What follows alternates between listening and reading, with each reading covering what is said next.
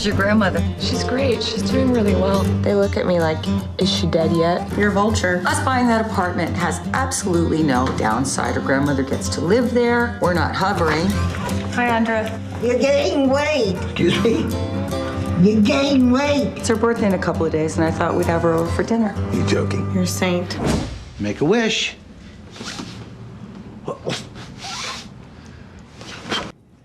Hi, Rebecca. Hello.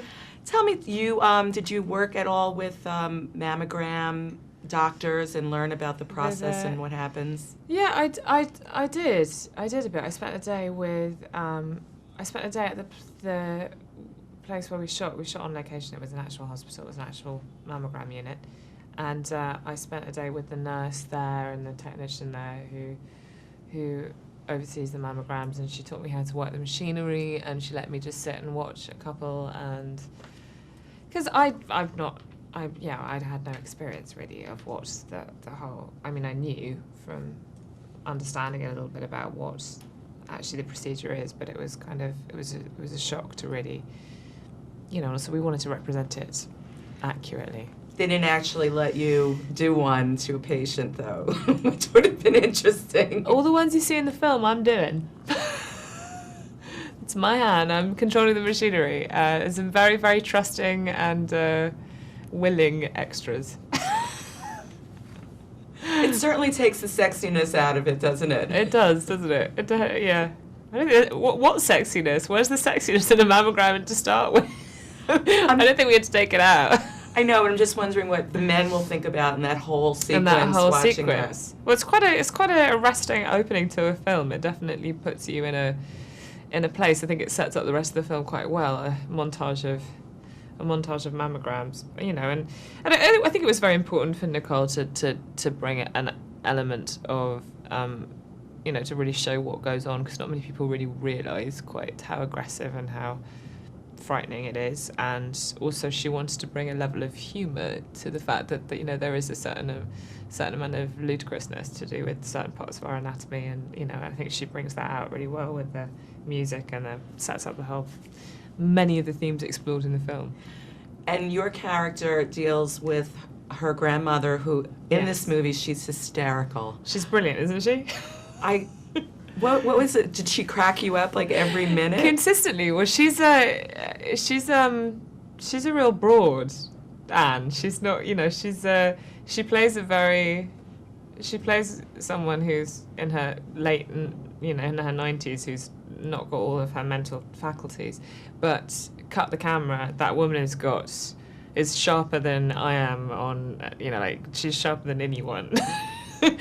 And hilarious and very witty and very brash and kind of brilliant. She's lives fast. She's a good lady. Now, since this movie is called Please Give, do you give? Do you?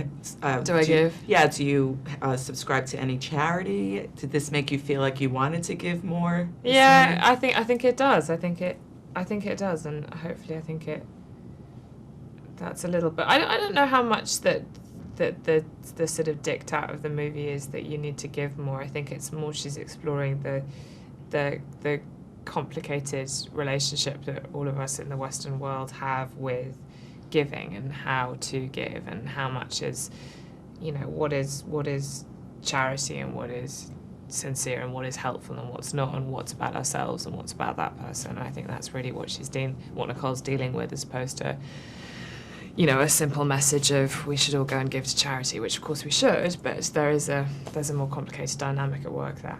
So how do you sort of sort that out in your own life?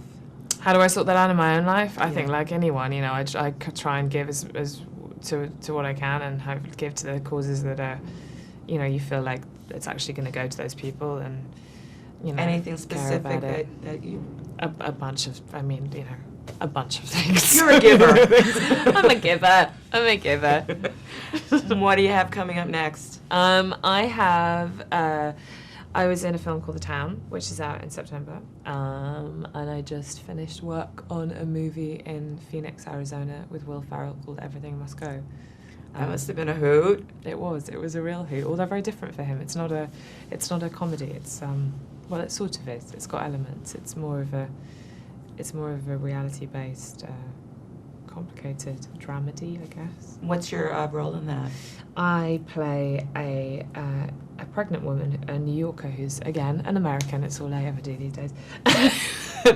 And I play a New Yorker who's moved to Phoenix, Arizona, to a sort of suburban street, and her husband, without her husband, for complicated reasons. And Will Ferrell plays a guy called Nick who lives in the house opposite and who is going through a very difficult time in his life, and is an alcoholic, and he sort of spies on his neighbours, and relationships start to crop up. It's a really interesting story. Great. Thank you for joining us. Thank you. Okay. Nice talking to you. You too. Mrs. Portman, I'm so sorry. I heard about the results. When are you going to get the operation? The surgery is scheduled for next month. Right. What have you got? It's cancer, a big lump. Oh, what a horror. The breast, it just comes off just like that. Suppose you get a boyfriend, then what? You're funny, Andra. See? She thinks I'm funny. I'm sorry, Mrs. Portman. It's okay, I'm an old lady. It's a tragedy when it's somebody young. And I've been lucky. Cancer is not lucky. Okay, before the cancer. You got a handsome boy there. Thank you, Andra. It's the truth. But he's very short. Grandma. That's good. Otherwise, he would never go for you if he was tall. Becca is a lovely girl, and I'm sure a lot of boys notice her. What did I say? I didn't say anything. Sure. How's your sandwich, Grandma?